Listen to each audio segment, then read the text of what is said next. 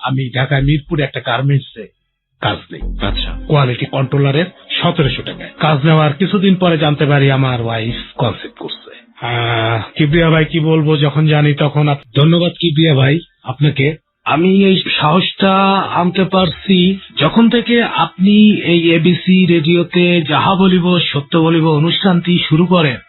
প্রথম অনুষ্ঠান থেকেই আমি আপনার শ্রোতা ছিলাম নিয়মিত ভাবে, এবং শুনতে শুনতে এক সময় আমার বিবেকের কাছে আমি প্রশ্ন রাখি, যদি কিবরিয়া ভাই এই যাহা বলিব সত্য বলিব অনুষ্ঠানটি তৈরি করতে পারেন এবং তার মাধ্যমে এই বাংলাদেশের অগণিত মানুষ তার অপরাধ স্বীকার করে ভারমুক্ত হতে পারেন, তাহলে আমি পারবো না কেন?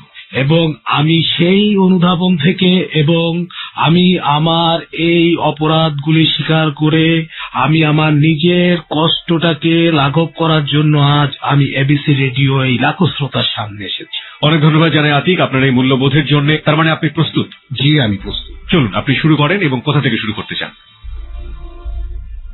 আমি মূলত আমার যেহেতু যাহা বলিব সত্য বলিব অনুষ্ঠানটি একটি অপরাধ স্বীকার করার অনুষ্ঠান, সেহেতু আমি আমার অপরাধ থেকেই শুরু করি। যখন থেকে আমি অপরাধ করা শুরু করি তখন থেকেই আমি শুরু করছি। আমি যখন বোঝা শুরু করি আমার তখন সম্ভবত 5 কি 6 বছর বয়স। আমার আব্বার 3টা বিবাহ ছিল, অর্থাৎ আমার 3টা মা ছিল, কিন্তু আমি জন্মের পর থেকে আমার বড় আম্মাকে দেখি নাই, সে মারা গিয়েছিলেন। এবং আমাদের যৌথ পরিবারটা এক জায়গায়, এবং আমরা তখন 5 ভাই ছিলাম, 4 ভাই 1 বোন ছিলাম। 3 মায়ের টোটাল হচ্ছেন 5 ভাই। আমি হচ্ছে সব থেকে ছোট মায়ের ছেলে। আমরা 2 ভাই, আমার মেজো মায়ের 3 ভাই এবং আমার বড় মায়ের 1 ভাই 1 বোন। আমি যখন বোঝা শিখি তখন আমি ক্লাস 2 অথবা 3-তে পড়ি। তখন আমি আমার বাবার কিছু অনৈতিক কাজ আমার মনে প্রভাব ফেলে। আচ্ছা, তো অপরাধ আসলে কি ছিল?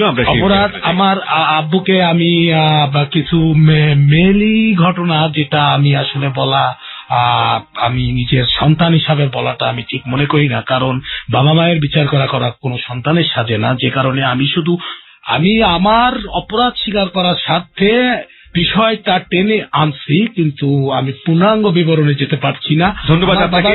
আমার মনে হয় শ্রোতারা এই সুযোগটা তাকে দেওয়া উচিত। আজকে যিনি আতিক এখানে রয়েছেন, আতিক তার জীবনের অপরাধের প্রাসঙ্গিকতায় এই ছোটবেলার এই বিষয়টাকে কোনো না কোনো ভাবে রিলেটেড মনে করছেন, সম্পর্কিত মনে করছেন, এবং যে কারণেই এই বিষয়টি তিনি অবতারণা করেছেন। কিন্তু যেহেতু তিনি পিতা এবং যেহেতু তিনি অনেক বড় জায়গাতে, সুতরাং এই ঘটনার পুঙ্খানুপুঙ্খ বিবরণ আতিক দিতে চাইলেও আমরা সেটা আপনাদের সামনে হাজির করছি না। আমার মনে হয় এসেন্সটা আপনারা বুঝতে পেরেছেন, সুতরাং আমরা ঘটনাটিকে সামনের দিকে এগিয়ে নেব। হ্যাঁ, তারপর যাই হোক, আমার সে মনে প্রভাব পড়ে এবং আমার আব্বু, আমার যে 2 মাকে দেখি আমরা একসাথে থাকি বেশ কিছু অনেক সময়, যেমন প্রতিটা দিনের কিছু কিছু সময় টর্চার হতো আমার আব্বুর দ্বারা।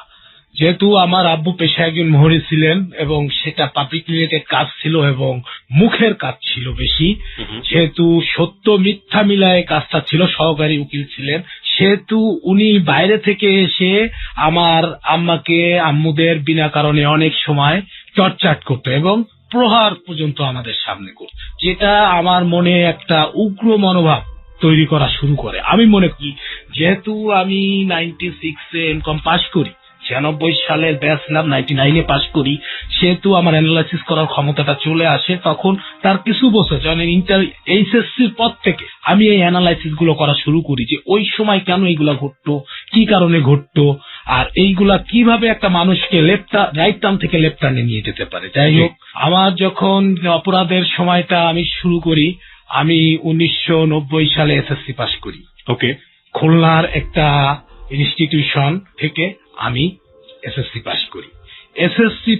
1990 সালে, এবং 1990 সালে তখন একটা সরকার পরিবর্তনের সময় আসে, তখন একটা নির্বাচন হয় 1991 সালে। আমি 1990 সালে এসএসসি পাশ করার পরে 1991 সালে আমি আমার বাবাকে বলি আমি একটা ভালো কলেজে ভর্তি হব। তখন আমি এসএসসিতে 2nd ডিভিশন আমি পাই, এবং খুলনার সব থেকে বড় কলেজ খুলনা আজিম খান কমার্স কলেজ 2nd ডিভিশনে ইন্টারভিউ দেওয়ার জন্য আমি প্রস্তুতি গ্রহণ করি, কিন্তু আমার বাবা আমাকে দিতে দেয় না। আমাকে বলে, আমি যে এলাকায় থাকি শহীদ সোহরাওয়ার্দী কলেজ নামে একটা কলেজ থাকে, যেটাকে ওই সময় মানুষ মানে 33 থেকে 40 জন ছাত্রছাত্রী ছিল সর্বোপরি সব মিলিয়ে। তখন আমার আব্বা বলে যে এখানে ভর্তি হতে হবে। আমি আব্বার কথাটা না মেনে আমি নিজে অ্যাডমিশন টেস্ট দিই এবং আমি এলাও হয়ে ভর্তি হই। জি, ভর্তি হওয়ার পর থেকে আমি প্রথম যেদিন আমি ভর্তি হতে যাই তখন সেদিনই একটি বড় রাজনৈতিক দলের অঙ্গ সংগঠন আমাকে কনভিন্স করে ফেলে এবং পরীক্ষার হল থেকে, পরীক্ষার যে অ্যাডমিশন টেস্টের হল থেকে প্রায় একরকম জোর করে অভিনন্দন মিছিল করার জন্য আমাকে নিয়ে আসে। ওই আমার শুরু অপরাধ আমি মনে করি আমার অপরাধের শুরু ওইখানেই, যেহেতু আমার রাজনৈতিক জীবনটাই অপরাধের বড় একটা অংশ জুড়ে ছিল, সেহেতু মনে করি আমার অপরাধটা ওইখান থেকেই শুরু হয়েছে। প্রিয় শ্রোতা, আমরা আপনাদের সবার দৃষ্টি আকর্ষণ করছি আজকের এই অপ্রিয় সত্য পর্বটি বা আজকের এই অপ্রিয় সত্য প্রকাশ পর্বটি খুবই গুরুত্বপূর্ণ, কারণ আমরা এখানে কোনো রাজনৈতিক দলকে প্রশ্নবিদ্ধ করব না, কোনো রাজনৈতিক অঙ্গনকে প্রশ্নবিদ্ধ করব না। আমরা শুধু দেখাতে চাই কিভাবে একটি ছেলে রাজনীতির নাম করে, কলুষিত রাজনীতির নাম করে ভয়াবহ অপরাধের মুখোমুখি হতে পারে। ও যেটা বলেছে আজকে আতিক এখানে, যে আমাকে কনভিন্স করে ফেললো কলেজের প্রথম দিনে কোন একটি রাজনৈতিক সংগঠন, এবং বাংলাদেশের রাজনীতি করেন তারা বড় বড় দল, তাদের মধ্যেই যে কেউ। এবং গুরুত্বপূর্ণ বিষয় হচ্ছে ও যেটা বলছে যে আমার জীবনের শুরুটা মানে একেবারে মনের মধ্যে ছোটবেলা থেকেই ছিল যে অপরাধ একটা ভাব, সেটা পরিবারের কাছ থেকেই হোক, কিন্তু প্র্যাকটিসের শুরুটা হলো কলেজ জীবনে এসে। কি সেই প্র্যাকটিস সেটা আমরা জানবো। আপনাদের সবাইকে একটু বলতে চাই, আপনারা সবাই শুনছেন যাহা বলিব সত্য বলিব, এবিসি রেডিও FM 89.2-এ। আপনি চাইলে চলে আসতে পারেন আমাদের ফেসবুকে। আমাদের ফেসবুকের ঠিকানা www.facebook.com/abcradiofm89.2। আমি আবারও বলছি www.facebook.com/abcradiofm89.2। ওখানে গিয়ে লাইক দেবার সঙ্গে সঙ্গে আপনি যাহা বলিব সত্য বলিবর মেম্বার হয়ে যাবেন। আজকে যিনি এখানে গেস্ট হিসেবে রয়েছেন আতিকের প্রাসঙ্গিক ডকুমেন্টস যেগুলো রয়েছে সেগুলো ফেসবুকে দিয়ে দেওয়া হবে, এবং একই সাথে আমাদের একটি যাহা বলিব সত্য বলিবর যেটা গেস্টের ক্ষতি করবে না এরকম একটি ছবি আমরা অনুষ্ঠানের কোন একটি ফাঁকে আমাদের ফেসবুকে দিয়ে দেবার চেষ্টা করব।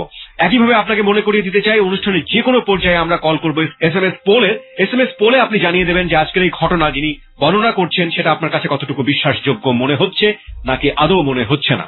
আতিক, আপনার কাছে আবারও ফিরি। আপনি যেটা বলছিলেন যে সেটাই হচ্ছে আপনার অপরাধের শুরু, তারপর? এটা বলার কারণে আমি আরেকটু পিছনে ফিরি কি প্রিয়া ভাই। জি, আমার একটা মিস্টেক হয়ে গেছে যে আমি সমাজের একটা ভালো লেভেলে ছিলাম। সমাজের বলতে গেলে তখনকার ওই সময়কার বাংলাদেশের অগণিত তরুণের স্বপ্নের একটা জায়গায় ছিলাম আমি, যেটা আমি বলতে আমি প্রাসঙ্গিক ক্রমে ভুলে গেছি। আমি ছোটবেলার থেকেই খুব খেলতে ভালোবাসতাম এবং এমনও দিন গেছে আমি খেলতে গেছি, আমার প্র্যাকটিস করতাম। আমি খুলনায় তখন এরশাদ গোল্ড কাপ হতো 83-84 থেকে। আমি 84 এবং 85 এরশাদ গোল্ড কাপের সেরা খেলোয়াড় হিসেবে বিবেচিত হই 4 ফুট 10-এর। এবং খুলনার যে দুইটা কোচার ছিলেন আরিফ ভাই এবং আকবর ভাই, তাদের অধীনে আমি নিয়মিত প্রশিক্ষণ গ্রহণ করতাম। কি খেলতেন আপনি? ফুটবল খেলতাম। ফুটবল, আচ্ছা। একটা সময় আমি বাংলাদেশের জাতীয় দলের অনূর্ধ্ব 16 1991-এর কাতারগামী ডানা কাপ এবং গতিয়া কাপ বিজয়ী দলের সদস্য হিসাবে অন্তর্ভুক্ত হই, যেটার সার্টিফিকেট আমার কাছে আছে। এবং আমি সেটা 1991 সালের ঘটনা, 27 সেপ্টেম্বরে আমাকে সার্টিফিকেট দেওয়া হয়। ওকে, প্রিয় শ্রোতা, আমরা একটু আগে যেটা বলছিলাম আপনাদেরকে যে ডকুমেন্টস গুলো আমরা আমাদের ফেসবুকে দিয়ে দিব। এই যে দুটো সার্টিফিকেট, এই দুটো বুঝতেই পারছেন যে ও কত সম্ভাবনাময়ী বাংলাদেশের একজন তরুণ ছিল সেই সময়টাতে। আমরা একটু সার্টিফিকেট দুটো আমাদের ফেসবুকে দিয়ে দিচ্ছি, আপনারা চাইলে চলে আসতে পারেন আমাদের ফেসবুকে। আমাদের ফেসবুকের ঠিকানা আমি আবারও বলছি www.facebook.com/abcradiofm89.2। আমি আবারও বলছি www.facebook.com/abcradiofm89.2। ওখানে গিয়ে লাইক দিলেই সঙ্গে সঙ্গে আপনি আমাদের যাহা বলিব সত্য বলিবর মেম্বার হয়ে যাবেন। আমরা দুটো সার্টিফিকেটের ছবি ওখানে দিয়ে দিচ্ছি। তারপর যাই হোক, আমি 1991 সালে যখন আমি এটা যাই, আমার ওই রাজনৈতিক কারণে আমার খেলার জীবন থেকে ডাইভার্ট হয়ে পুরো আমি আমার অপ্রাসঙ্গিক লাইফ, বর্তমান যেটাকে আমি অপ্রাসঙ্গিক কি বলবো, অপ্রাসঙ্গিক লাইফে আমি চলে আসি। আমার খেলাধুলা বাদ হয়ে যায়। আমি খেলাধুলা প্র্যাকটিস ঠিক মতো করতে যেতে পারতাম না। আমি খুলনা আবাহনীতে খেলতাম, আমি প্র্যাকটিস না করার কারণে ওইখান থেকে আমি বঞ্চিত হই। আমি খুলনা মুসলিম ক্লাবে খেলতাম, সেখান থেকে বঞ্চিত হই। একটা পর্যায়ে আমি সাধারণ সঙ্গে ফার্স্ট ডিভিশন ক্রিকেট খেলতাম, সেখান থেকেও বঞ্চিত হই ওই রাজনীতির কারণে। আমার রাজনীতির হাতে করি। এবং 1991 সালের নির্বাচনের যে মনোনয়নের দিন ছিল খুলনায়, সেই দিন আমি ওই রাজনৈতিক সংগঠনের হয়ে অপোজিশন পার্টির সাথে বিবাদে জড়ায় যাই এবং সরাসরি সম্মুখ যুদ্ধে আমি আহত হই। ওই আমার জীবনের আরেকটা টার্নিং পয়েন্ট শুরু হয়ে গেল। এবং একটা পর্যায়ে আমি কলেজে যখন যেতাম, কলেজে ক্লাস করতে পারতাম না। আমার যে উচ্চ লেভেলের লিডাররা ছিল, বিভিন্ন সময় মিছিল করতে হতো, মিটিং করতে হতো। তারা টেন্ডারবাজি করতে যাবে, তারা চাঁদাবাজি করতে যাবে, তাদের সাথে বাধ্য হয়ে যেতে হতো। যদি আমাকে ওই কলেজে পড়তে হতো, প্রভাবশালী সেই সংগঠনের সাথে, ছাত্র নেতাদের সাথে যেতে হতো। ওই প্রভাবশালী ছাত্র নেতারা অনেকে এখন বেঁচে নাই, তারা পরবর্তীতে ডেড, স্বাভাবিক মৃত্যু না অস্বাভাবিক মৃত্যুতে তাদের জীবনের করুণ পরিণতি শেষ হয়েছে। এবং আমারটাও হইতে পারত, আমি যদি 1996 সালে সরাসরি এখান থেকে সরে না আসি রাজনৈতিক জীবন থেকে। আমি একটু আতিক সাহেব, আমি একটু আপনাকে থামাচ্ছি। আমি ঘটনাটি আপনার কাছ থেকে আপনি যেভাবে বলছেন সেটা আমাদের ভালো লাগছে শুনতে। আমি একটু পুঙ্খানুপুঙ্খ বিবরণ চাচ্ছিলাম যে কিভাবে ঘটনাগুলো হলো। ঘটনাগুলো যেমন ধরেন, খুলনা সিটি কর্পোরেশনে 2টা টেন্ডার হবে বড় কাজের। তখন ওই ছাত্র সংগঠনের লিডাররা বা ছাত্র সংগঠন, ওই কলেজের লিডার না, ছাত্র সংগঠনের লিডাররা আমাদেরকে ব্যবহার করতো ওই টেন্ডারবাজি করার জন্য, যে অন্য কেউ যেন টেন্ডার বাক্সে ফেলতে না পারে। আমরা 15 জন 20 জন যে ওইখানে দাঁড়ায় থাকতাম, কলেজ ছেড়ে, পড়ালেখা ছেড়ে, খেলাধুলা ছেড়ে, সব ছেড়ে, আমাদের পরিবার ছেড়ে ওইখানে যে সকাল থেকে রাত 12টা পর্যন্ত দাঁড়ায় থাকতাম।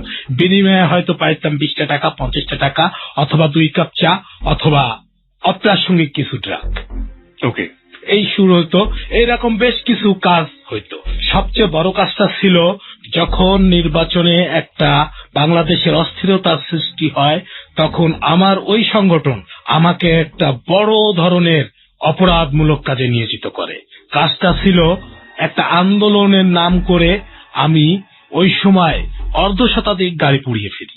ও মাই গড! সেটা কিভাবে? প্রতিদিন বিকালবেলা আমাদের পার্টি অফিসে যাইতে হতো।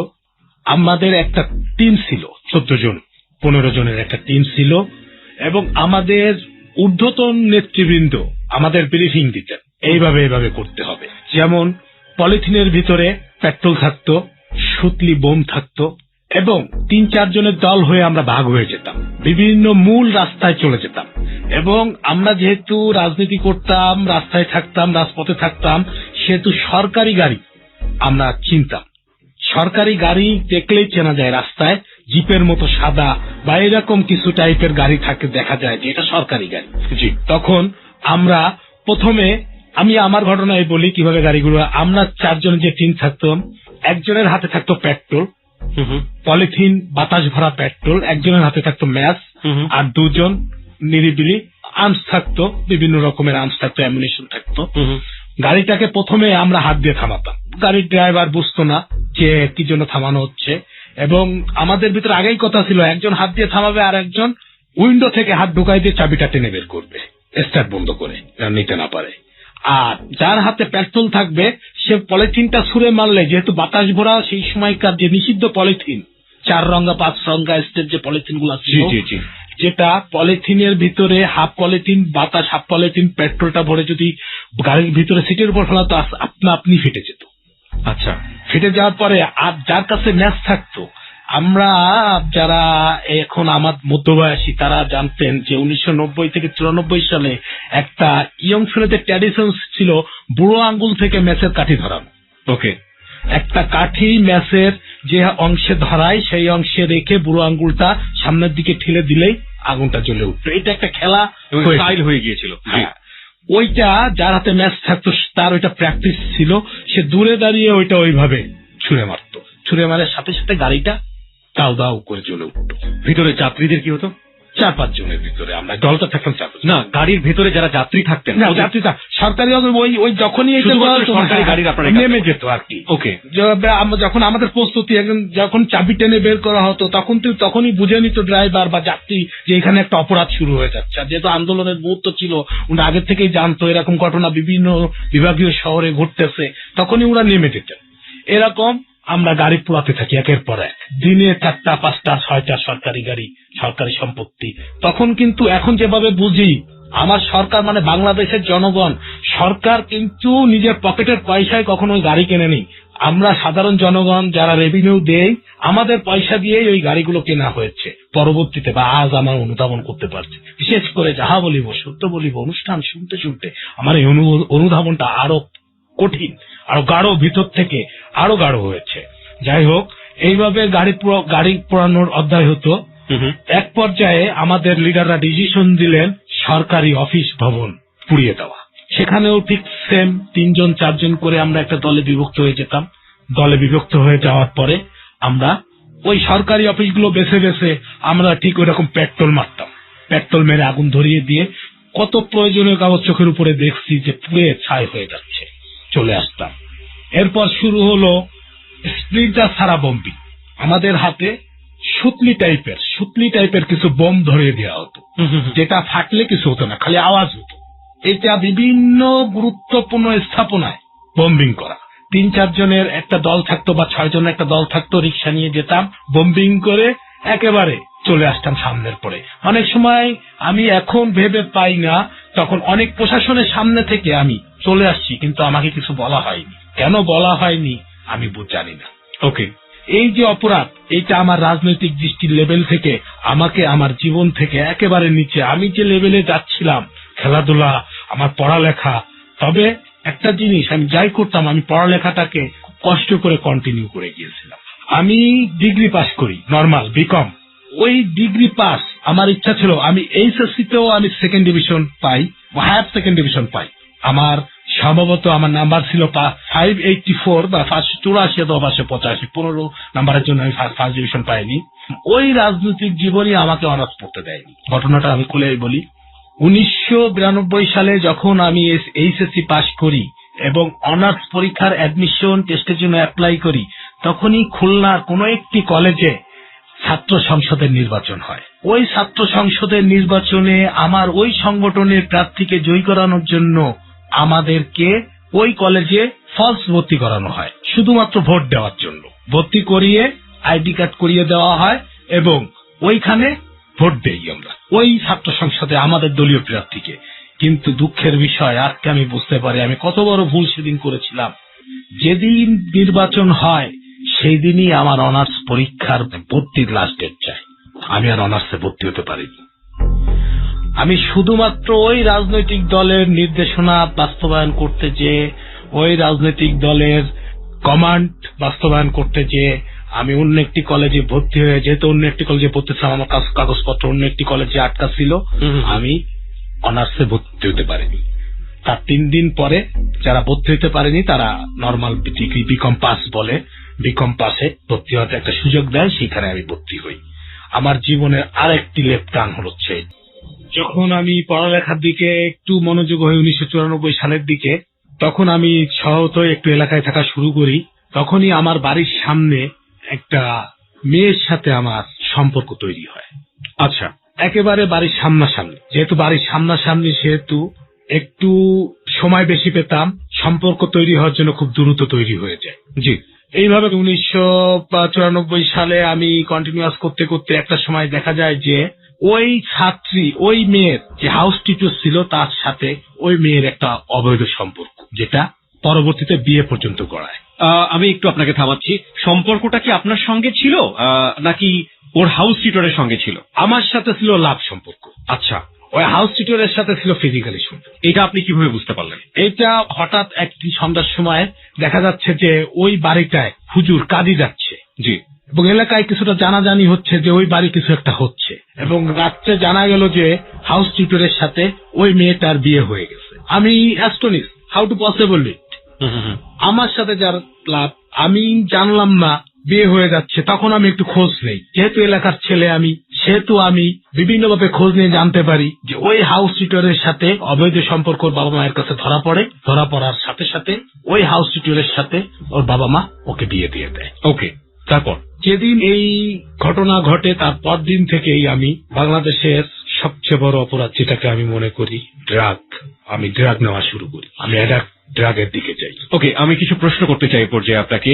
আপনার জীবনের ফার্স্ট লাভ ছিল এটি? ফার্স্ট লাভ ছিল। ওকে, যে মেয়েটিকে আপনি লাভ করতেন তার সাথে আপনার বয়সের ডিফারেন্স কত ছিল? বয়সের ডিফারেন্স ছিল 4 বছর। কতদিন আপনি তাকে লাভ করেছিলেন? 3.5 বছর আমার সাথে তার সম্পর্ক ছিল। এই 3.5 বছরের কোন একটি সময় আপনি বুঝতে পারেননি যে মেয়েটির সাথে তার হাউস টিউটরের অবৈধ সম্পর্ক না, রয়েছে? কোনোভাবেই বোঝা যায়নি। টিচার হাউস টিউটর মানে লজিং ছিল, ওদের বাড়ি থাকতো। আচ্ছা, কোনোভাবেই বোঝা যায়নি।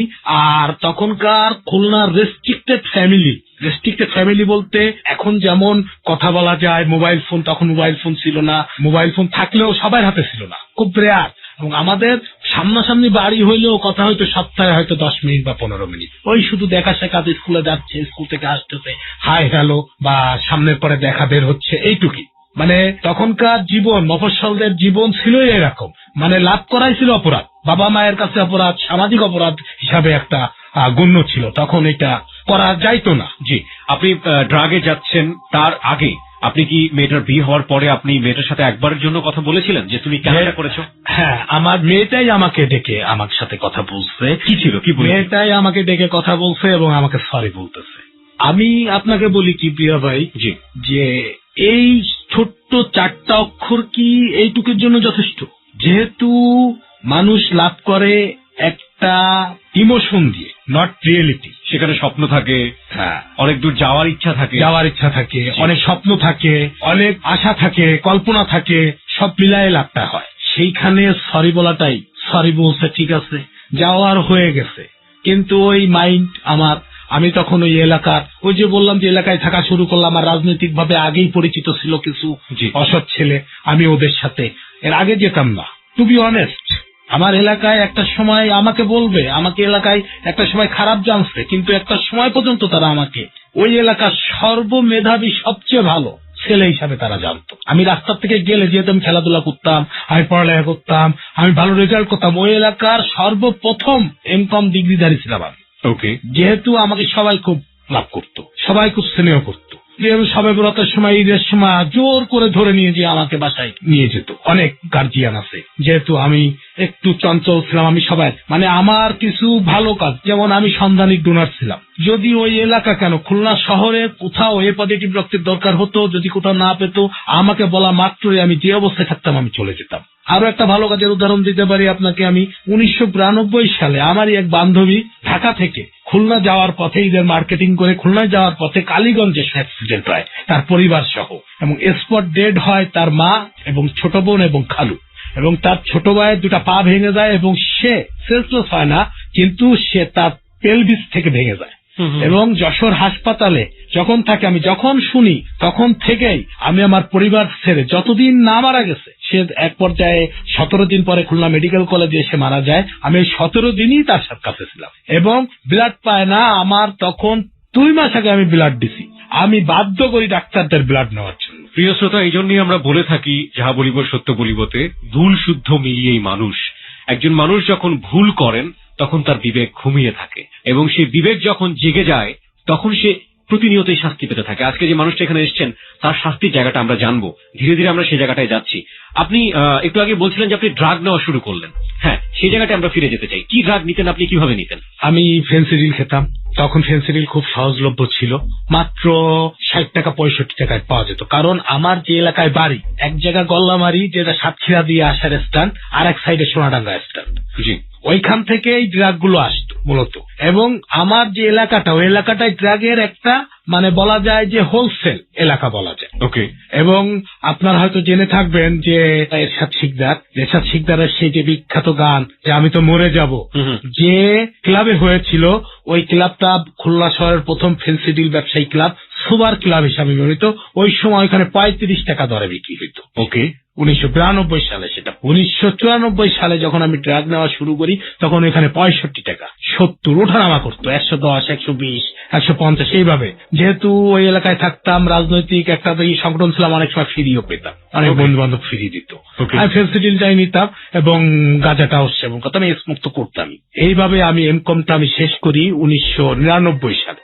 1996 সালের ব্যাচ, তখন একটা সেশন জট ছিল ন্যাশনাল ইউনিভার্সিটির, আমরা কোনো গ্যাপ ছিল না, কিন্তু আমাদের পরীক্ষা শেষ হতে হতে বাংলাদেশের আন্দোলন, সামাজিক প্রেক্ষাপট আমাদের 1999 সাল পর্যন্ত নিয়ে যায়। 1999 সালের 25শে ডিসেম্বর আমার মাস্টার্স পরীক্ষা শেষ হয়। যাই হোক, আমি যেটা বলতেছিলাম, ওই মেয়ের থেকে আমি যখন ঘটনা ঘটে আমি অ্যাডিক্ট হই। 1994 সালে আমার মায়ের একটা অপারেশন হয় খুলনা মেডিকেল কলেজে। ওকে, ইউটেরাসে টিউমার ছিল, অপারেশন হয়। আমার আম্মা যে বেডে ছিল তার পাশের বেডে একটা মেয়ে ছিল, যার ফুসফুসে জটিল সমস্যা ছিল। ওকে। ওই আম্মার কাছে যেতে যেতে ওই মেয়ে এবং তার ছোট বোন এখানে থাকতো। তাদের বাড়ি ছিল খুলনার থেকে একটু দূরে, আর একটু ডুমুরিয়া অঞ্চলে। জি। তাদের পরিবার সবসময় আসতে পারতো না, তারা দুই বোন থাকতো। যেহেতু আমার আম্মা পাশে থাকতো আর সবসময় সচরাচর যাওয়া আসা করা যেত, সেহেতু ওর বাবা মায়েরা বিশেষ করে আমাদের কাছে ওই দায়িত্বটা দিয়ে যেত। ওকে। একটা পর্যায়ে আমার সাথে ওই পরিবারের ঘনিষ্ঠতা হয় এবং ওই পরিবারের ছোট মেয়ের সাথে একটা ফ্রেন্ডশিপ হয়। আমার যে মেয়েটি অসুস্থ ছিল তার ছোট বোনের সাথে যেহেতু আমার ফ্রেন্ডশিপ হয়, সেই সূত্র ধরে আমি তাদের বাসায় যাতায়াত করতে থাকি এবং তারাও আমাদের বাসায় আসতে থাকে ফ্যামিলিগতভাবে, পরিবারগতভাবে। ফ্যামিলিগতভাবে মানে গার্জিয়ানরা কেউ আসা যাওয়া করে না, সেই মেয়ে দুইটা এবং তার ছোট ভাই আসতো এবং আমি যেতাম শুধু। জি। যেতে যেতে যে মেয়েটি অসুস্থ ছিল সেই মেয়েটির জীবনের সমস্ত ঘটনা আমি জানতে পারি এবং আমাকে জানানো হয়। জানতে পারি এই যে ওর অসুস্থতার কারণে অনেক বিয়ের সম্বন্ধ এসে ভেঙে যায়। ভালো ভালো আর্মি পার্সন আসে, যেই জানতে পারে যে তার অসুস্থতার ফুসফুস জটিল আক্রমণ, ফুসফুসের কোয়ার্টার নষ্ট, বাম পাশের ফুসফুসের 4/1 নষ্ট, সে চলে যায়। তখন ওই ফ্রেন্ডশিপ, যেহেতু তারা পিঠাপিঠি বোন ছিল, সেহেতু আমি মানে নিরিবিলি কথা বললে ওরা সবসময় দুই বোনই থাকতো। তখন আস্তে আস্তে আমার একটা সিম্প্যাথি গ্রো হয় ওই বড় বোন অসুস্থ, যার ফুসফুসের সমস্যা আছে তার প্রতি এক ধরনের আত্মার সম্পর্ক তৈরি হতে থাকে। যেহেতু আমি জীবনে অপরাধমূলক কাজ করেছি, যত ঠিক ততোধিক ভালো কাজ করেছি, সেহেতু সবসময় আমি মানবিক ছিলাম। একটা মানুষের জীবনে ভালো মন্দ গুণ বলতে গেলে 2 ঘন্টা 3 ঘন্টা 2-3 দিনও শেষ হবে না। অতএব আমি আমার যে অপরাধ, সেই অপরাধগুলো আজকে আমি আপনাদের কাছে স্বীকার করতে আসছি, আমি সেইগুলোই বলতেছি। যাই হোক, ওই অসুস্থ মেয়েটার প্রতি একটা আত্মার সম্পর্ক এবং সত্যিকার অর্থে আমি যখন ওই বাসা থেকে বের হয়ে আসতাম তখন আমি চিন্তা করতাম যে আচ্ছা, কেউ যদি বিয়ে করে, বিয়ে করার পরেও তো এই ধরনের অসুস্থতা হইতে পারে মানুষের, তখন কি হবে? আচ্ছা, এই অসুস্থতার কারণে কি মানুষ ওই মেয়েটাই শাস্তি পাবে? তাকে মানুষ ধিক্কার দিবে, তাকে ভালোবাসবে না, তাকে বিয়ে করতে এসে বারবার বিয়ে ভেঙে যাবে, কেন হবে? কেউ কি নাই? অবশ্যই আছে।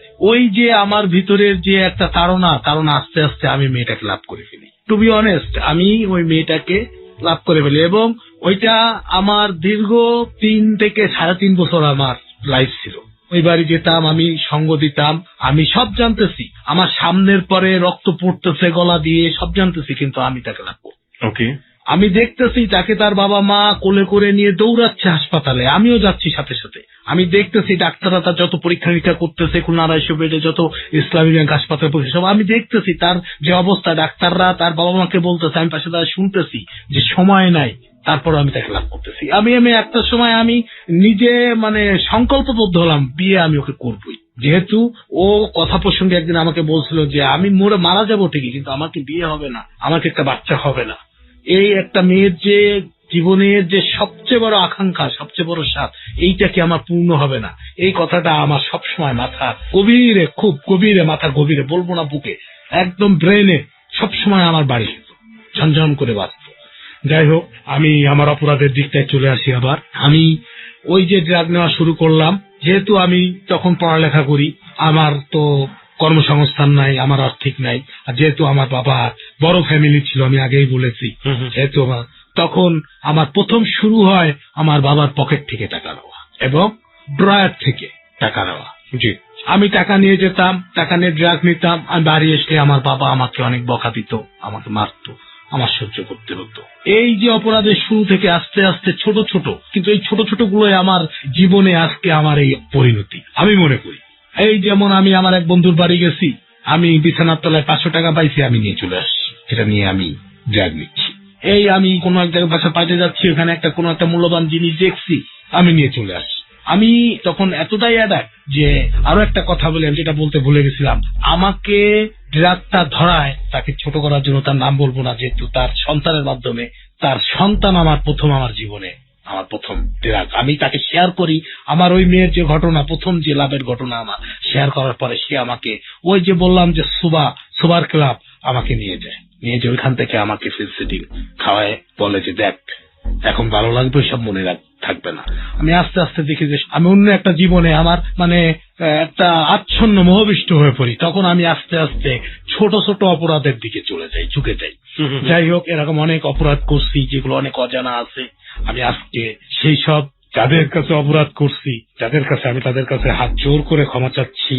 অপরাধের ধরনগুলো একটু জানতে চাই আপনার কাছে, কি করতেন? মানে একটু আগে যেটা বললেন যে আপনি চুরি করতেন, 500 টাকা পেলেন, 500 টাকা নিয়ে আসতেন, আর কি করতেন? আমি ওই ধরেন একটা মোবাইল পেলাম, যেহেতু 96, 97, 98 দিকে তখন মোবাইল চলে আসছে, তখন ওই যে নোকিয়া মোবাইল গুলো, সিম্ফনি, ফিলিপস মোবাইল গুলো পাওয়া গেছে। আমি বাড়ি গেছে, একটা মোবাইল পেলাম, মোবাইল নিয়ে চলে আসছি। আনার পরে আমি ওইটা বিক্রি করে দিচ্ছি। দেখা গেল যে সেই সময় মোবাইলের দাম ছিল অনেক, একটা সিমের দাম ছিল অনেক, তা আমি বিক্রি করে দিচ্ছি অল্প টাকায়। আমি ওইটা নিয়ে ট্রাক। আমি আমার আম্মাকে খুব বকাঝকা করতাম, আম্মার কাছ থেকে টাকা নিতাম জোর করে, আমার আলমারি ভেঙে টাকা নিতাম, আব্বার ড্রয়ার ভেঙে টাকা নিতাম। আমার আব্বা সবসময় পাঞ্জাবি পায়জামা পড়তো, পাঞ্জাবির পকেটে টাকা থাকতো, যে সময় কর্মস্থল থেকে ফিরে আসতো, আমি সুযোগ মতো আমি টাকা নিয়ে চলে আসতাম, এসে নিয়ে ট্রাক নিতাম। যাক, ওই জীবনটা আমার 96, 97, 98 সালটা আমার গেল। আমি ওই সময় এই অপরাধগুলো করতে থাকি। আমি একটা জায়গায় এখনো পর্যন্ত অপরাধে ভুগি। আমার একটা বন্ধু ছিল, ওই সময় তার কাছ থেকে আমি কিছু টাকা নিই, যে টাকাটা পরবর্তীতে আমি তাকে ফেরত দিতে না পারায় তার মা আমাকে সরাসরি অভিশাপ দেয়। ওহো, কত টাকা নিয়েছিলেন আপনি? 2000 টাকা নিয়েছিল। 2000 টাকা নেওয়াতে আমি ফেরত দিতে না পারায় আমাকে সরাসরি অভিশাপ দেয় এবং বলে, তুই তোর বউ বাচ্চা নিয়ে একদিন পথে নামবি। যাই হোক, পরে আসি সেসব ঘটনায়, যে আমার পরিণতির ঘটনায় পরে আসি। আস্তে আস্তে আগে আমার অপরাধগুলো আমি বলি আমার জীবনে। জি। পরবর্তীতে আমার যখন মাস্টার্স পরীক্ষা এসে যায়, তখন আমি অনুধাবন করতে পারি যে আমার সব শেষ। আমার ড্রাগ আমার জীবন নিয়ে যাচ্ছে, আমার খেলাধুলার স্বপ্ন শেষ, আমার যে রাজনৈতিক জীবন সেটাও আমি ডাইভার্ট করে চলে আসলাম, ওইখানেও কিছু করতে পারবো না। আমি বুঝতে পারলাম বড় বড় লিডাররা আমাকে ব্যবহার করছে, শুধুমাত্র আমাকে স্ট্যান্ড করার মতো কোনো অবস্থান তৈরি করতে দেয়নি তারা, আমি করতে গেলেও দেয়নি। আমি একটা পর্যায়ে ওই যে এলাকায় থাকতাম সে এলাকায় আমি সভাপতি হিসেবে থাকি, কিন্তু আমাকে স্ট্যান্ড করতে দেয়নি। ওই একই দলের একটা গ্রুপ আমাকে সভাপতি মনোনয়ন করে, আর একটা গ্রুপ আমার বিরুদ্ধে স্ক্যান্ডাল তৈরি করে, যে আমি যেন স্ট্যান্ড না করতে পারি। কারণ আমি স্ট্যান্ড করলে এখন বুঝি অনেক নেতা ছিটকে চলে যায়, অনেক নেতা ঝরে পড়ে, সেহেতু আমাকে স্ট্যান্ড করতে দেওয়া হয়। যাই হোক, ওইটাও ডাইভার্ট হয়ে গেল, খেলাধুলাও ডাইভার্ট হয়ে গেল।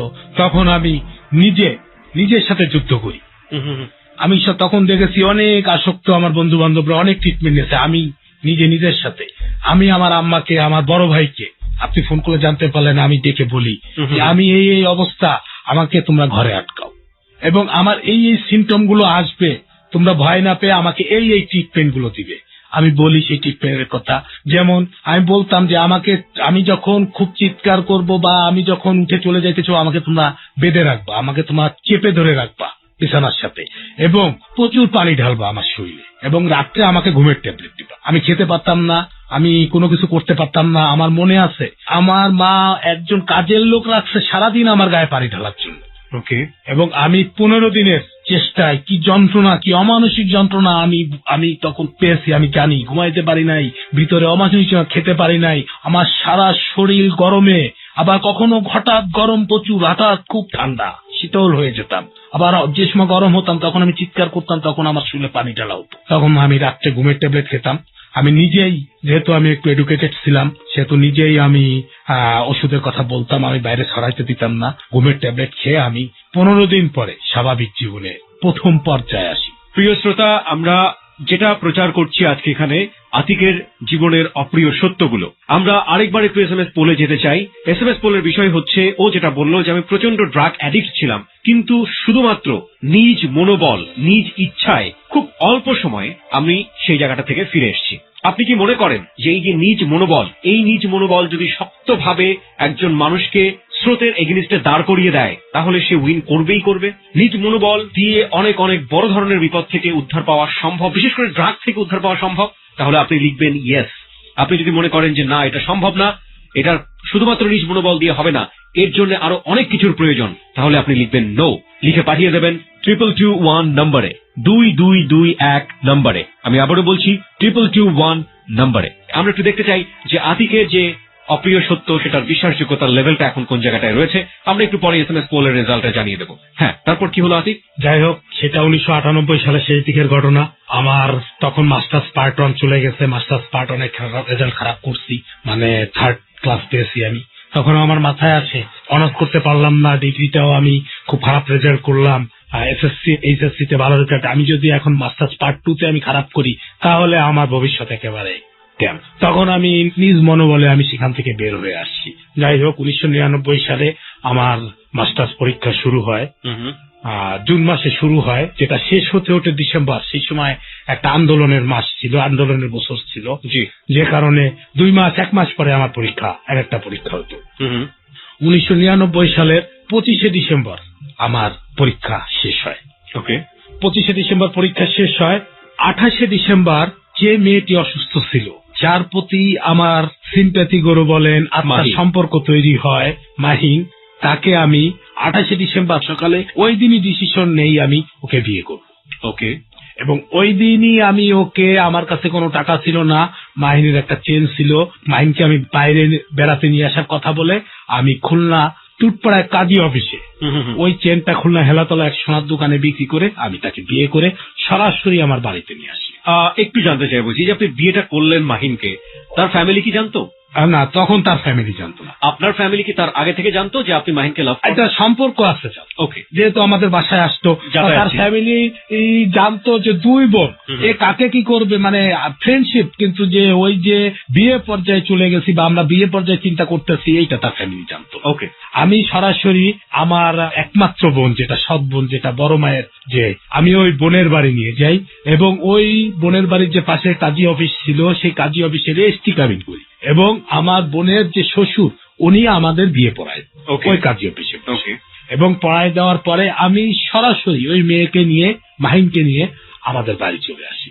বাড়ি এসে আমার বাড়ির গেটের ধরে দাঁড় করিয়ে রেখে আমার আম্মা তখন রান্নাঘরে ছিলেন, আমার আব্বা কাজের ঢাকায় ছিল। প্রিয় শ্রোতা, আমার আম্মু একটু অ্যাস্টনিশড হলো যে বিয়ে করছিস, মানে আমাকে হ্যাঁ বিয়ে করছি। আম্মু বিশ্বাস করে না। তখন আমি আম্মুকে বললাম যে আম্মু, সে তো বাইরে দাঁড়িয়ে আছে, তুমি ব্যবস্থা করো। তখন আমার একমাত্র আমাদের পরিবারে আমার বড় ভাইয়ের বিয়ে হয়, সে আমাদের ওই বাড়িতেই থাকে, সাথে বড় ভাবি নিয়েই থাকে। তখন আমার আম্মু রান্নাঘর থেকে বলে, যদিও আলাদা, হাড়ি ছিল আলাদা, কিন্তু একটা প্লটের ভিতরে 2টা ফ্ল্যাট। ভাবিকে আম্মা ডেকে বললো যে বউ দেখো তো যে আতিকে বিয়ে করছে, বউ গেটের বাইরে দাঁড়িয়ে আছে। তখন আমার বড় ভাবি বাইরে এসে দেখে সত্যি একটা মেয়ে দাঁড়িয়ে আছে এবং ভাবি চিনতো, সে ভাবি 2-1বার দেখছে, সে আমাদের বাসায় গেছে। ভাবি তাকে নিয়ে গেছে ঘরে নিয়ে, যে ভাবি ওই দিনকারা একটু মানে নর্মালি আমার ঘর যেটাকে বলে যে বলতে গেলে যে বাসর ঘরটা একটু করে দেয়, সেটা সন্ধ্যা নাগাদ হয়ে গেছিল। আমার আব্বা ছিল না তখন, আমি ঘরে থাকি। আমার আব্বা আসে রাত 1টা থেকে 2টার দিকে। আমার আব্বা ঢাকা থেকে ফিরে উনি যখন ঘরে খেতে বসেন, তখন আমার আম্মু আমার আব্বুকে বলে যে আতিক তো বিয়ে করে ফেলছে। মানে কাকে বিয়ে করছে? তা বলতেছে যে মাহিনকে বিয়ে করছে। তখন আমার আম্মু আমাকে ডাকেন, ভাবি আমাকে বলে যাও, আমি আমার ওয়াইফকে নিয়ে যাই। আব্বু খাওয়ার মধ্যে আব্বুর পায়ে সালাম নেই এবং আব্বু পাশে বসায় খাওয়ায় আব্বু কিছু উপদেশ বাড়ি দেন, কিন্তু আমার আম্মু এই বিয়েটা মেনে নিতে পারেন। এটা ওই সময় আমি বুঝতে পারি, যেহেতু আমি একটা করে ফেলছি ওই সিচুয়েশনে আম্মু কিছু বলেননি, কিন্তু আব্বুর সাথে আম্মু এই নিয়ে একটা বিরোধ সৃষ্টি হয় যে আব্বু কেন প্রিভিলেজ দিলেন আমাকে। যাই হোক, এইভাবে 3 মাস আমাদের ওই বাড়িতে কাটে। একটা পর্যায়ে আমার আম্মু বিরোধটা আব্বুর সাথে চরম পর্যায়ে চলে যায়, আপনাকে কেন্দ্র করে, আমাদেরকে সব ঘিরে। যেহেতু কথাটা বলি যে একসাথে খাওয়াটা আর হচ্ছে না আমাদের, আমার তখন রান্না করে খেতে হবে আলাদা। এখন যেহেতু আয় নেই, কেবল আমি মাস্টার্স পরীক্ষা দিয়েছি, রেজাল্ট আউট হয়নি, আর খুলনা শহরে তেমন কিছু পাওয়া যায় না। তখন ওই আব্বু আমাদের বাজার করে দিতেন। আচ্ছা, আমরা ওই আমার রুমে বসে স্টোভ যেটাকে বলে, স্টোভে রান্না করে খেতাম। যাই হোক, যখন দেখি যে এখন তো সম্ভব না, একটা কিছু করতে হবে, আমাদের জন্য আব্বু আম্মুর খুব সমস্যা হচ্ছে, তখন আমি এই মাহিনকে নিয়ে ঢাকায় চলে আসি। ঢাকা মিরপুর 12তে চলে আসি। আমার এক পরিচিত লোকের কাছে এসে আমি ঢাকা মিরপুরে একটা গার্মেন্টসে কাজ নেই। আচ্ছা, কোয়ালিটি কন্ট্রোলারের 1700 টাকায় কাজ নেওয়ার কিছুদিন পরে জানতে পারি আমার ওয়াইফ কনসেপ্ট করছে। কিবরিয়া ভাই কি বলবো, যখন জানি তখন আপনি জানেন যে সেই 2000 সালের ঘটনা। সেই সময় 1700 টাকায়ও ঢাকা শহরে কিছু না। একটা রুম ভাড়া 650 টাকা সেই মিরপুর সিরামিক রোডে নিত। একদিকে তো টাকার এক ধরনের দৈন্যতা ছিলই, কিন্তু একইভাবে এটা একটা সুখের খবরও যে মেয়েটিকে আপনি বিয়ে করলেন তার স্বপ্ন পূরণের জন্য, তার একটা সন্তান হবে, সেই সন্তানের সে কিন্তু মা হতে যাচ্ছে, একই সাথে আপনি বাবাও হতে যাচ্ছেন, একই সাথে সুখের খবর, আবার একই সাথে চিন্তারও বিষয় যে এরকম একটা ফ্যামিলি। চিন্তার বিষয় মানে চিন্তার বিষয়, আমি যখন প্রথম আমি বড় ডাক্তার দেখাতে পারিনি, আমি সূর্যের আলো ক্লিনিক যখন ছিল মিরপুর, আমি যখন নিয়ে গেছি তখন ডাক্তাররাই আমাকে বকাবকি শুরু করলো যে আপনি এই মেয়ে এই অসুস্থ, এর ভিতরে আপনি নিলেন। তখন আমি ডাক্তারকে বললাম যে ডাক্তার সাহেব আমি তো নিতে চাইনি, কিন্তু তার শখই হচ্ছে বিয়ে করা এবং একটা সন্তানের মা হওয়া, যে কারণে সে আমাকে না জানায় আমি তাকে যে ব্যবস্থাগুলো দিয়েছিলাম সে ব্যবস্থাগুলো সে উইথড্র করে সে কনসেপ্ট নিজেই করছে। এখন আমি তাকে কোনো ব্যবস্থা নিতে চাইলেও নিচ্ছে না, বাধ্য হয়ে, যেহেতু এটা নেওয়া ঠিকও হবে না সেহেতু বাধ্য হয়ে এখন যা হোক এই মেয়ের সাথেই আপনি কথা বলেন, দেখেন সে যাই হোক, সে বলতেছে আমার যাই হোক আমি দেখতে চাই কি হয়। একটা মনোবলের উপরে আমি আগালাম। এখন যেহেতু আমার এই অবস্থা, আমার আর্থিক দৈন্যতা, আমার অবস্থা খারাপ, সে একদিকে আমার ওয়াইফ প্রেগনেন্ট, ওষুধও লাগবে, খাবারও লাগবে, সেটা আমি কি করলাম, আমি ওভারটাইম করা শুরু করলাম। ওই ওভারটাইমের ভিতরে যখন রাত্রে বিরতি দিত তখন আমাদের কিছু খাবার দিত, এই এক প্যাকেট চকলেট দুধ দিত, 2টা ডিম দিত, না হলে একটা কলা দিত। এইগুলা আমি না খেয়ে ওইখানে রাখতাম, রেখে দিতাম, এবং যখন বের হয়ে আসতাম তখন আমি ওইগুলো নিয়ে আসতাম। প্রতিদিন চেক আপে আমার ওইগুলো, ওই যে দারোয়ান, যে গার্মেন্টস এর যে নিয়ম আছে, দারোয়ান লাস্টে বেরোনোর সময় চেক করলে ওইগুলো পেত প্রতিদিন, এইগুলো পেত এবং নিয়ে আসতাম। ওই যে পেত, ওই পাওয়াটা যে প্রতিদিন ওইগুলা পাচ্ছে, ওই দারোয়ান যে আমার যে পরিচিত প্রোডাকশন ম্যানেজার ওনার কাছে বলে দিল। বলে দেওয়ার পরে আল্লাহর রহমতে আমার ওই কোয়ালিটি কন্ট্রোলারের থেকে 1 মাস 17 দিন পরে আমি সুপারভাইজারে, পাশের একটা গার্মেন্টস এখনো আছে মিরপুর 12-তে, সেইখানে সুপারভাইজারে আমাকে উনি রিকমেন্ড করে ঢুকিয়ে দেওয়া হয়। তখন আমার বেতন আসে ওই সময় 6,500 টাকা। ওকে, তখন আমি একটু আর্থিকই হই, কিন্তু যেহেতু আমি অনেক অপরাধ করছি, অনেক করছি, আল্লাহ আমার এই সুখ হয়নি। মাত্র 3 মাস 3.5 মাসের মাথায় আমি জন্ডিসে আক্রান্ত, প্রচন্ড রকমের, এবং একটা সময় বাচ্চা প্রসব করার সময় চলে আসে, আমার ওয়াইফের সময় চলে আসে। যেহেতু আমি ঢাকা শহরে একা, মেয়ে অসুস্থ, তখন আমাকে অনেকে পরামর্শ দেয় তুমি চাকরি করে কি করবা, মেয়েটা অসুস্থ, হয়তো একটা দুর্ঘটনা ঘটে যেতে পারে, তুমি তোমার বাড়ি চলে যাও অথবা মেয়ের বাড়ি যাও, দ্রুত নিয়ে যাও। তখন আমি একটা পর্যায়ে 1 মাস 15 দিনের স্যালারি রেখে আমি চলে যাই খুলনায়। ওকে, খুলনায় যে আমি যে আমার শ্বশুর বাড়ি, আমি সেখানে নিয়ে যেয়ে বলি। তখন 7 মাস 7.5 মাস চলছে। আমি তখন একদিকে বাবা হব, সেটা একটা খুশির বিষয়, তার থেকে বেশি চিন্তাও হয়ে গেল যে কি হবে। ডাক্তাররা বলছে যে এইখানে একটা দুর্ঘটনা ঘটার খুবই সম্ভাবনা, আবার সিজার করতে হবে। ওকে, আমি বেকার, আমি 1 মাস 15 দিনের স্যালারি রেখে চলে গেছি, আর যা পেতাম তাতে আমার এইখানেই ওই খেয়ে দিয়ে আর ডাক্তার খরচ দিয়ে তাতে আর কোনো সঞ্চয়ই থাকতো না। যেহেতু অসুস্থ আগের থেকে এসেছি, অসুস্থতার জন্য একরকম মেডিসিন আমাকে দেওয়াই লাগতো 24 আওয়ার্স, মানে 12 মাস, মানে মাসে 30 দিন এবং প্রতিদিন ডেইলি একটা রেগুলার ওষুধ থাকতোই। যে ফুসফুসে যে সমস্যা জটিল, যে 1/4 যে নষ্ট হয়ে গেছিল, এটা থাকতোই। ওই যে বিয়ের পর দিন থেকেই আমার ওইটা রানিং করে যাচ্ছে। এবং ডাক্তার কি বলেছিল যেটা কখনোই ভালো হবে না, এভাবেই একদম, মানে ভালো আর কোনো নাই, এটা যেটা হওয়ার হয়ে গেছে। ফুসফুস, কৃত্রিম ফুসফুস বলে কোনো জিনিস নাই পৃথিবীতে, ওয়ার্ল্ডে। এটা যা হওয়ার হয়ে গেছে, একটা করতে পারেন আপনি এটাকে কেটে ফেলে দিতে পারেন, রাইট সাইডটা যেন না ধরে, তখনকার পরামর্শ। এখন আমি ওই মুহূর্তে আমার অ্যাবিলিটি নেই, অ্যাবিলিটি থাকলেও ওই সময় ওই যে মেয়ে আমার ওয়াইফ মাহিন, ও এটা সম্মতি না, টুকটাক প্রায় জ্বর আসতো, কাশি হতো, শ্বাসকষ্ট হতো, ওষুধের মাধ্যমে আর কি এগুলা করা হতো। একটা পর্যায়ে আমার শ্বশুর বাড়ির থেকেও আমাকে কোনো হেল্প করলো না, কিন্তু ওইখানে থাকতে দিল, আমার বাড়ির থেকেও আমাকে কোনো হেল্প করলো না। আমি আমার বাড়ি থাকতাম আর মাঝে মধ্যে শ্বশুর বাড়ি যেতাম।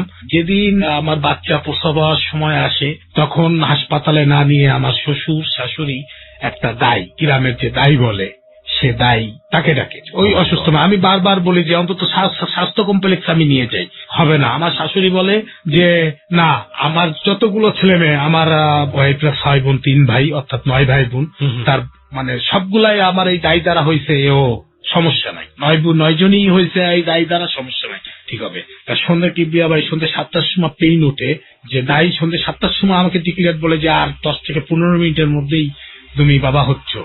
কিন্তু ভাই কি বলবো যে সারা মানে ওই সন্ধ্যে 7টা 8টা 9টা 10টা 11টা 12টা 1টা 2টা 3টা 4টা 4:30 যখন বাজে তখন দায় এসে বলে কি যে আমি আর পারতেছি না। ও মাই গড, ও মাই গড।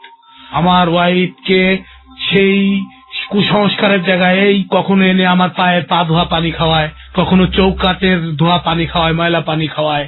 আমি যদিও মানে এডুকেটেড পার্সন ছিলাম, আমি নিজেকে আমি যেহেতু আমার হাত পা বাঁধা ছিল, আমার কাছে টাকা ছিল না, এবং আমার শ্বশুর শাশুড়ি ওইখান থেকে যা হবে বাড়ির ভিতর থেকেই হোক, যা হওয়ার তাই হোক। এবং আমি নিজে মানে আর যখন এই কথা বলছে তখন আর আমি নিজেকে ধরে রাখতে পারিনি।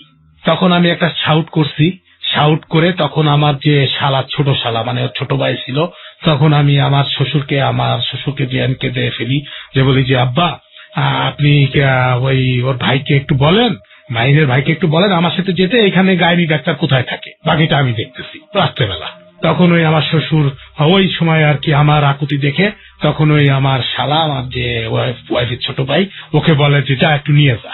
তখন ওই যে ডুমুরিয়া বাজারে ওইখানে যে গাইনি থাকতেন তখন ওই নিচে দাঁড়ায় শাউট করে চিৎকার করে কান্না করছি, আর ওই আমি ডাকছি, তার নাম ছিল সুফিয়া, যে সুফিয়া আপা আপনি একটু বের হন। তখন 4:30 বাজে, আজান দিলে দিলে বাপ।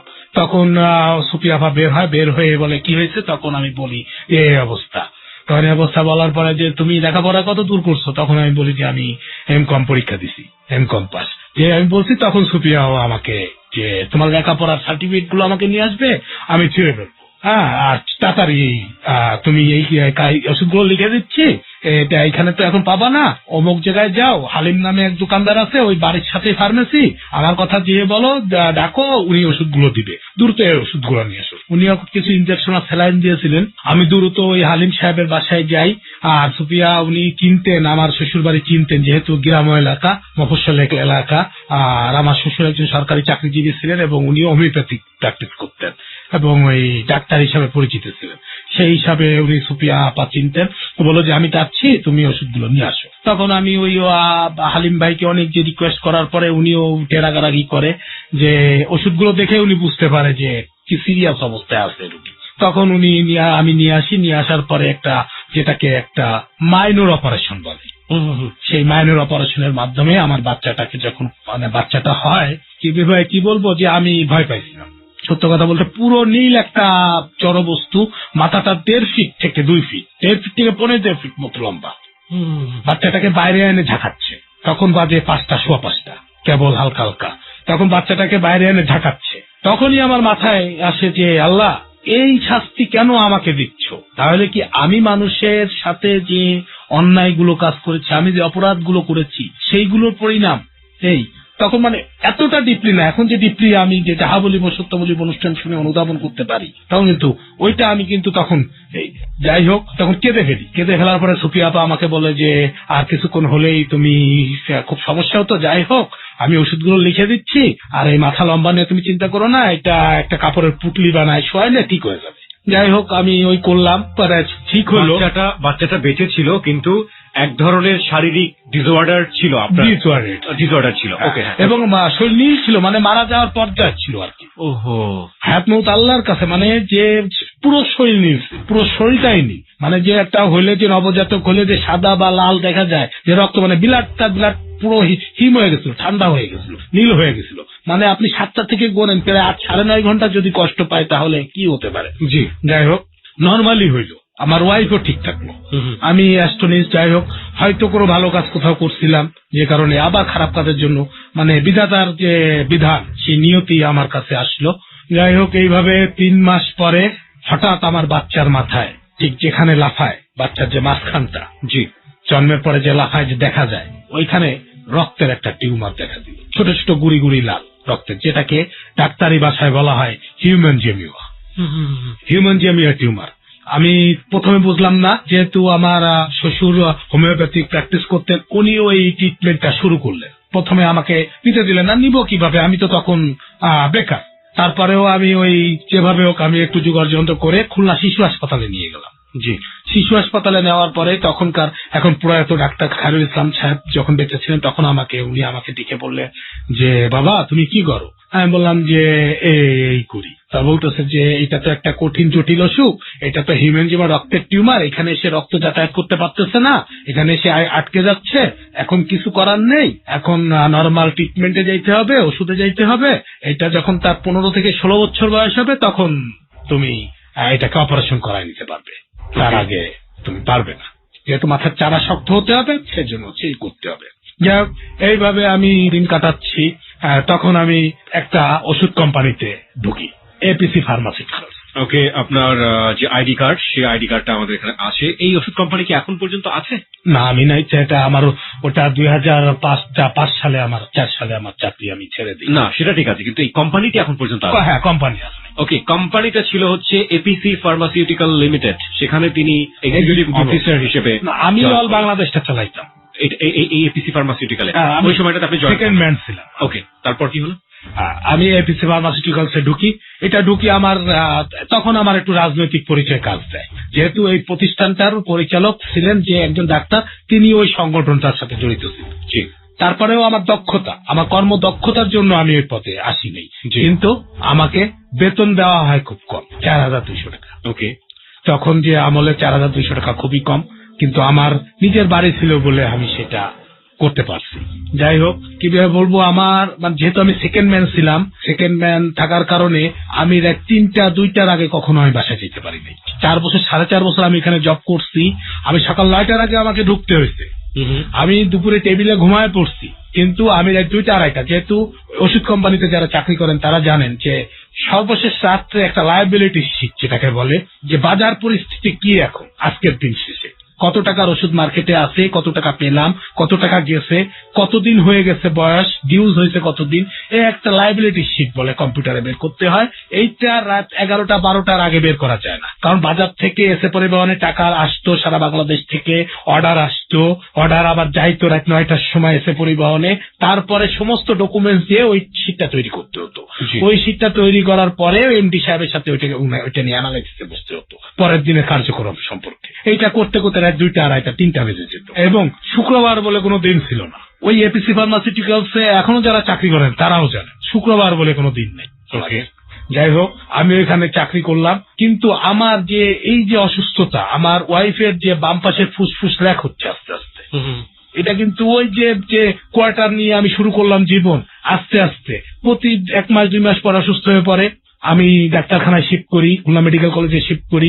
তখন দেখা যায় যে ওই যে এক্সরে রিপোর্টে দেখা যায় যে হাফ তার থেকে একটু বেশি আস্তে আস্তে নষ্ট হচ্ছে, লেফট লাঞ্চটা আস্তে আস্তে ডিস্ট্রয় হওয়ার পথে। এইভাবে করতে করতে করতে করতে একটা পর্যায়ে এসে 2010-11 সালের মাথায় আমার ওয়াইফের পুরো লেফট লাঞ্চটা কোলাপস করে ফেলে, একেবারে প্রচুর অসুস্থ হয়ে যায়, মানে 2 দিন পর পর অসুস্থ হচ্ছে, প্রচুর ওষুধ লাগতেছে, বারবার ডাক্তার কাছে নিয়ে যাওয়া লাগতেছে, কি হয়ে যায়। তখন কি করব, আমি কি করব কিছু চিন্তা করে পারতেছি না। তখন আমি এনজিওতে চাকরি করি, যে এনজিওর হেড অফিস 32 নম্বর ধানমন্ডি। এপিসিটাকে ছেড়ে দিলেন? এপিসি থেকে ছেড়ে দিলাম। ওকে, এপিসি ছেড়ে দিয়েছি 2005-06-তে, যেহেতু আমার 4200 টাকা আমার হয় না, 4200 টাকার থেকেই ওঠে না কখনো। এখনো পর্যন্ত যারা চাকরি করে খুব কম টাকা, যেহেতু লোকাল কোম্পানি, ওষুধও খুব কম চলে, ঢাকায় শুধুমাত্র চলে মিডফোর্ডে পাইকারি লেভেলে চলে। আমি তখন ওই চাকরি ছেড়ে দিয়ে একটা এনজিওতে ঢুকলাম। এনজিওতে ঢোকার পরে আমি তখন স্যালারি 11,200 টাকা পাওয়া শুরু করি। আমার পক্ষে একটু সহজ হয় আমার ওয়াইফের ট্রিটমেন্ট চালায় নেওয়া।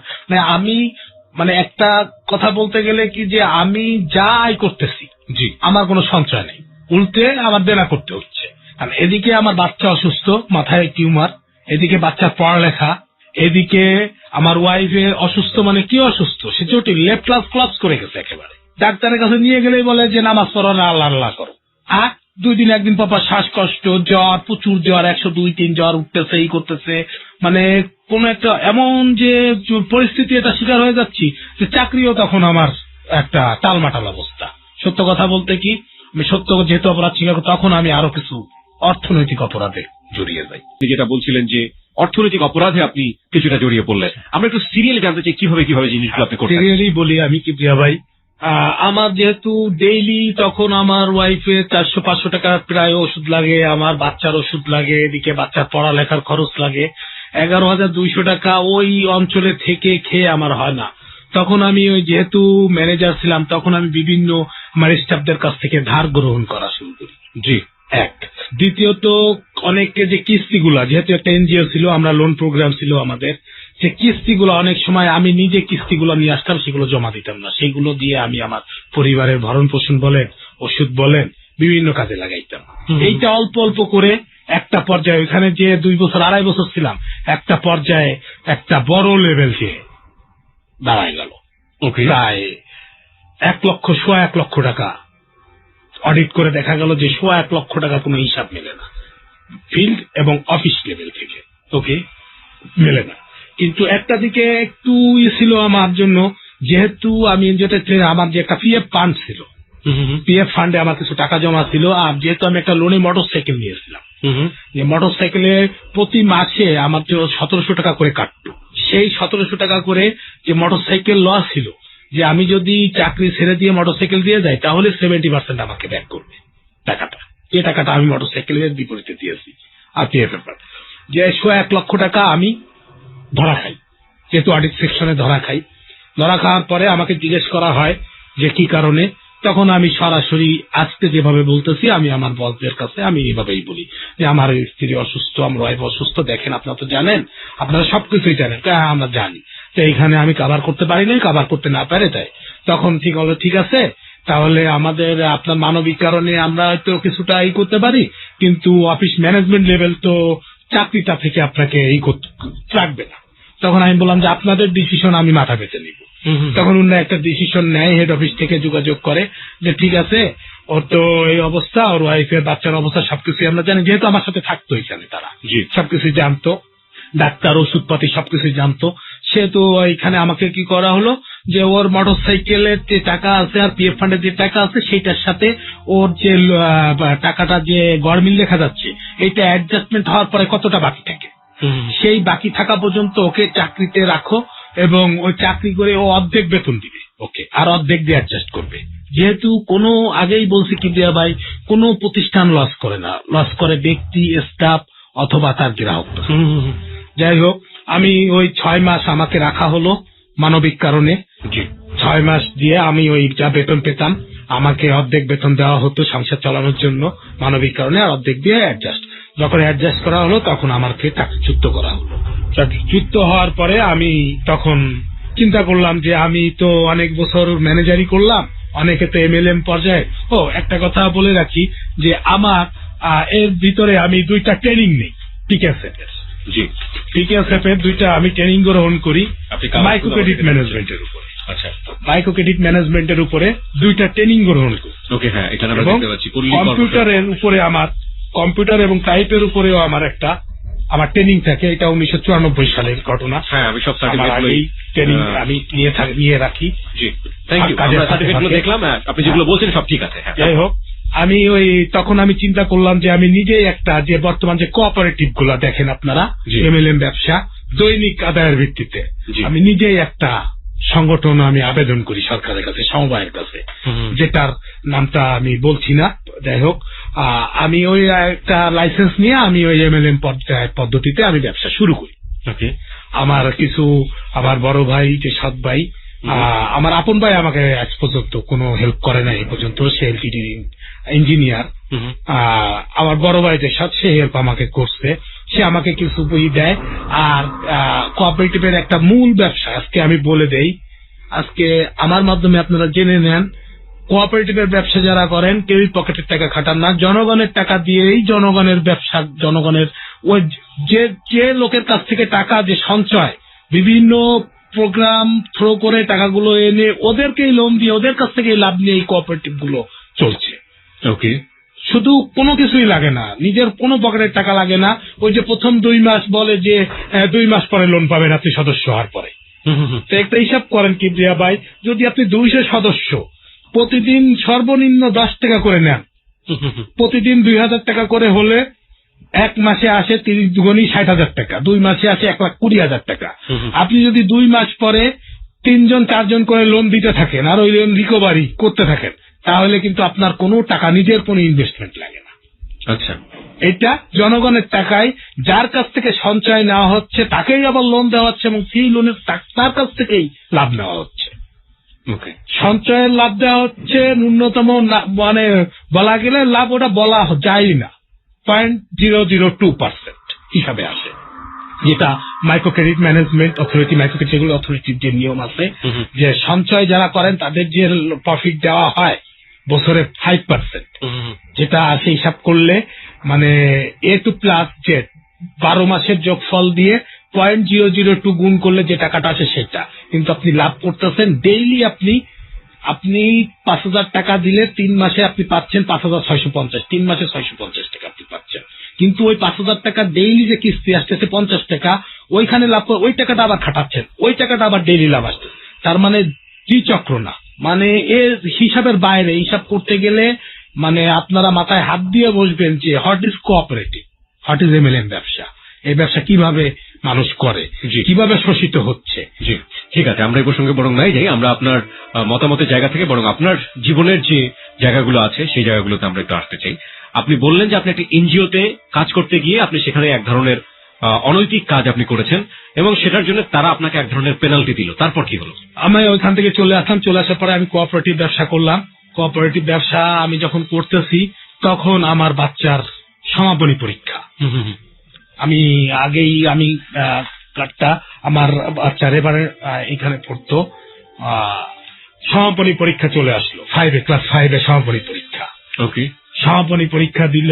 সমাপনী পরীক্ষায় লাস্ট পরীক্ষার দিন আমার বাচ্চা পরীক্ষার হলে অচেতন হয়ে যায়, যেহেতু তার মাথার যে টিউমার ছিল অচেতন হয়ে যায়। কিন্তু আল্লাহর মর্জি, প্রচুর মর্জি যে 15-20 মিনিট পরেই তার সেন্স ফিরে আসে এবং সে পরীক্ষা দিতে অদম্য মনোবল। আমরা বাসায় নিয়ে আসতেছি কিন্তু সে আমাদের কাছ থেকে ছুটে চলে যায়, যাবেই, পরীক্ষা দিবেই, এবং সে পরীক্ষাটা দেয়ও। দেওয়ার পরে সে আল্লাহ যে ভালো ফলাফলও করে, সে A+ পায় সে ওই অবস্থায়। দেওয়ার পরে তাকে 6 এ ভর্তি করানো হয়। 6 এ ভর্তি করানোর পরে তখন সে অসুস্থ আরো বোধ করে। হঠাৎ দেখা যাচ্ছে যে এসে বাড়ি এসে বসতেছে, প্রচুর বমি করতেছে, নাক দিয়ে রক্ত পড়তেছে, হঠাৎ নাক দিয়ে রক্ত পড়তেছে। যাই হোক, আমি তখন খুলনার একজন বিশেষজ্ঞ ডাক্তারের কাছে নিয়ে যাই। বিশেষজ্ঞ ডাক্তারের কাছে নিয়ে গেলে তখন তার কিছু পরীক্ষা নিরীক্ষা করানো হয়, তাকে থাইরয়েড গ্ল্যান্ডে সমস্যা দেখা দেয় এবং মাথার যে টিউমার, হিউম্যান টিউমার, সেই টিউমারে পুরো সমস্যা আক্রান্ত সে, সেটা ডাক্তার বলে যে একদম পড়ালেখা তার স্টপ। তাকে ক্লাস 6 এ ভর্তি করা হয়েছে ওইখানে, সে ওইখানে প্রমোটেড।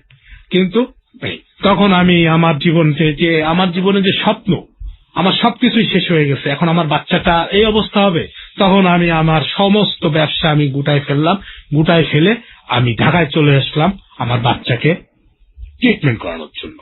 তখন আমি আমার এক পরিচিতের মাধ্যমে আমি বঙ্গবন্ধু মেডিকেল বিশ্ববিদ্যালয় কলেজে যাই। বঙ্গবন্ধু মেডিকেল বিশ্ববিদ্যালয় কলেজে যাওয়ার পরে আমার বাচ্চার কয়টা পরীক্ষা দেয়। আমার বাচ্চার মাথার ব্রেনের MRI আমি খুলনায় প্রথমে ডাক্তার দেখাই। ডাক্তার দেখানোর পরে ডাক্তারের আমাকে একটা ডকুমেন্টস, এগুলো অলরেডি টেস্ট করা হয়েছে, আমাদের যে টিম যারা রয়েছে তারা টেস্ট করেছে। আপনি শুধু স্টোরিটা বলে যান কি হয়েছে, এগুলো আমরা পরীক্ষা করানোর জন্য দেওয়া হয়। তারপর বঙ্গবন্ধু মেডিকেল কলেজ থেকে আমার বাচ্চার পরীক্ষা করানোর জন্য মাথার কিছু ব্রেন MRI, তারপর T3, T4, TSH, thyroid gland, x-ray, SK of BB পরীক্ষা দেওয়া হয়। আমি পরীক্ষা করাবো এই মুহূর্তে আমার ওয়াইফ, আমি একটা হোটেলে উঠি ঢাকায় এসে সেন্সলেস হয়ে যায়। আমি তখন বাচ্চা নিয়ে বঙ্গবন্ধু বিশ্ববিদ্যালয় হাসপাতালে, ম্যানেজার আমাকে, যেহেতু আমার ম্যানেজার রেজিস্ট্রেশন করে উঠতে হয় হোটেলে, আমার যে নাম্বার ছিল নাম্বারে আমার তাড়াতাড়ি রিং করে, আমি চলে আসি। তখন আমার পূর্ব ওই পরিচিত ফ্রেন্ড, যার মাধ্যমে আমি বঙ্গবন্ধু হাসপাতালে যাই, তখন তাকে আমি ফোন করি যে ফ্রেন্ড, আমার তো এই অবস্থা, তোমার ভাবি তো সেন্সাস হয়ে গেছে, তার তো আগের থেকে এই রোগ ছিল, এখন কি করব? তখন সে আমাকে পরামর্শ দেয় যে আমাদের খুলনার এক বড় ভাই আছে সরদ্দি হাসপাতালে, তুমি তাড়াতাড়ি সরদ্দি হাসপাতালে যাও, আমি তাকে ফোন করতেছি। যাই হোক, সেহেতু হিসাবে তার ঢাকায় কিছু পরিচিত ছিল, সে পরিচিতের মাধ্যমে সে আমাকে সরদ্দি হাসপাতালে পাঠায়। আমি সরদ্দি হাসপাতালে আমার ওয়াইফকে নিয়ে যাওয়ার পরে ওইখান থেকে প্রায় 9 তারিখ থেকে 15 তারিখ পর্যন্ত ওইখানে রাখা হয় এবং পরীক্ষা নিরীক্ষায় ডাইরেক্ট বলে দেওয়া হয় যে তার লেফট সাইড ডিস্ট্রয়েড হয়ে গেছে এবং বক্ষব্যাধি হাসপাতালে জরুরিভাবে যোগাযোগ করার জন্য একটা উপদেশ দেওয়া হয়। প্রিয় শ্রোতা, আমরা গল্পের এই পর্যায়ে SMS পোলের রেজাল্ট পেয়ে গিয়েছি। বিশ্বাসযোগ্যতার লেভেলটা আমরা একটু দেখতে চাই। চলুন জেনে আসি কম্পিউটার কি বলছে, যে কত শতাংশ মানুষ এখন পর্যন্ত আতিকের এই অপ্রিয় সত্যগুলো, আতিকের এই অনুধাবনগুলো, আতিকের এই জীবনের চরম মুহূর্তগুলো বিশ্বাস। যাই হোক, তারপরে আমি কি করলাম, আমি বক্ষব্যাধি হাসপাতালে যোগাযোগ শুরু করলাম। এদিকে বাচ্চার এই অবস্থা, এদিকে ওয়াইফের এই অবস্থা। বক্ষব্যাধি হাসপাতালে এখন সিট নেওয়া খুব টাফ, আমি সিট পাই না। আমি বক্ষব্যাধি হাসপাতালে যেদিন আমি জরুরি বহির্বিভাগে দেখাই, তার 28 দিন পরে আমি সিট পাই, অনেক তদবির করার পরে। ওকে, অনেক দিন দরবার আমি বিএম এর এক্সিকিউটিভ মেম্বার, তাকে দিয়ে আমি হাসপাতাল তত্ত্বাবধায়ককে ফোন করাই, আমি অনেক রিকোয়েস্ট করাই, সর্বশেষ আমাকে ঘুষ দিয়ে এখানে সিট পেতে হয়। ওকে, আমি অনেক কষ্টে আমি একটা সিট পাই। সিট পাওয়ার পরে ওইখানে ট্রিটমেন্ট চলে। ট্রিটমেন্ট চলার পরে গত 26শে জুন আমার ওয়াইফের অপারেশন করা হয় এবং লেফট সাইডের লাস্টটা কেটে ফেলে দেওয়া হয়। ওকে, লেফট সাইড কেটে ফেলে দেওয়া হয় এবং আমাকে 3 সপ্তাহ পর পর 6টা চেক আপ রাখতে বলা হয়। তৎক্ষণাৎ আমার অর্থনৈতিক অবস্থা একেবারে সঙ্গী। আমি মাঝে বলতে ভুলে গেছি, আমার এই অবস্থার কথা শুনে আমার যে ফ্রেন্ড ছিল, এর মাধ্যমে আমি কিছু হেল্প পাই এবং আমার নিজের যে টাকাটা ছিল সেই টাকা এবং এই হেল্পের মাধ্যমে অনেক কষ্ট করে ডাক্তারদের কনভিন্স করে ওষুধপাতি নিয়ে আমি আমার ওয়াইফকে অপারেশন করাই। অপারেশনটা আল্লাহর রহমতে সাকসেসফুল হয়, কিন্তু আমাকে 6 মাস থাকতে হবে এইখানে। সেই হিসাবে আমি বক্ষব্যাধি হাসপাতালের পাশেই একটা রুমে আছি। আমি বাচ্চা অসুস্থ, প্রায় ব্লাড নাক থেকে রক্ত পড়ে, আমি বাচ্চার দিকে যাইতে পারতেছি না। এখন আমার মানে এমন একটা অবস্থা আছে, পরিণতির দিকে চলে আসছি। কি ভাই, আমার পরিণতি কোথায় আসছে? সেই যে অপরাধগুলো করছি, এখন আমি বুঝতেছি যে কেন এরকম। আমি একটা masters pass qualification, educated qualification ছেলে, আমার একটা পরিবারের পরিচিতি আছে, আমার যারা বিয়ে করছে তার পরিবারের, বাট আমি কেন, আমার কোনো কিছুই সহ্য। আমার যেহেতু 6 মাস এখানে থাকতে হবে, 3 সপ্তাহ পর পর 6টা চেক আপ করতে হবে, সেহেতু আমার এমনি এখন চলা বড় যায়। তাই তো আমি কি করলাম, আমি পাশেই একটা আমি রুম নিলাম। কিন্তু আমার ওই যে পরিণতি কি প্রিয়া ভাই, আমি যে বুঝলাম, আমার যেহেতু আমি মানে এই অপারেশন বলেন, অপারেশনের আগে থেকে আমি মানুষের সাহায্যের দ্বারাই আমি চলতেছি, এটা একটু বি অনেস্ট বলি আমি। এবং আমি যেহেতু একটা কলেজে ছিলাম, মাস্টার্স করছি, সেখান থেকে তার কিছু আমার যে বড় ভাইরা বা ফ্রেন্ড ভাই তারা ঢাকা শহরে আছে, তাদের মাধ্যমে হেল্পের মাধ্যমে এতদিন আমি চলছি। কিন্তু কি ভাই, গত কিছুদিন ধরে আমার যে পরিণতি, আমার যে মানে পরিণতি, সেই পরিণতি আমি মানে বলছি, আমি কি পরিণতি আমি বলবো যে পৃথিবীর যেন আর কারণ না হয়। মানে পরিণতি এমন পরিণতি যে আমার একবেলা খাবার জোগানোর মতো ক্ষমতা আমার থাকে না, আমি ঘর ভাড়া দিতে পারি না, আমাকে খুব অপমান করে। আমার ওয়াইফের ওষুধ লাগে ডেইলি 350 টাকার মতো, আমি ওষুধ কিনতে পারি না। আমার বাচ্চার নাক দিয়ে রক্ত পড়তেছে অজর ধারায়, আমি পারি না একটা এলোপ্যাথি ডাক্তার, ভালো ডাক্তার। আমার এক পরিচিত হোমিওপ্যাথি ডাক্তার ছিল, তার সাথে আমি ফোন করে তার কাছ থেকে আমি একটা সাজেশন নিয়ে আমি হোমিওপ্যাথি ওষুধটা খাওয়াই আমি ব্লাডটা তাৎক্ষণিকভাবে বন্ধ করাই দিই। এটা আজ 3-4 মাস যাবত এটা হচ্ছে। আমি এপ্রিল মাস থেকে ঢাকা শহরে, আমি এই ঢাকায় আমি এখন বলতে গেলে কি প্রিয়া ভাই, আমি যে পরিণতি মানে একদম ভিক্ষুকের পর্যায়ে, আমি এইটা উপলব্ধি করতে পারছি। শুধুমাত্র যাহা বলিব সত্য বলিব যে আমার যে এই পর্যায়ে কেন আসলো, নিশ্চয়ই আমি যে অন্যায়গুলো করছি আমার প্রথম জীবনে, সেকেন্ড জীবনে, যেহেতু আমি মধ্যবয়সী, আমার শেষ জীবনে আমার এই তার ফল আমি আমার গুরুজনদের কাছে শুনছি যে মানুষ পাপের ফল 2 রকম হয়, পাপের প্রায়শ্চিত্ত 2 রকম ভাবে, একটা হয় ইহকালে, একটা হয় পরকালে। আর আমার সেই প্রায়শ্চিত্তটা একটা ইহকালেই হচ্ছে।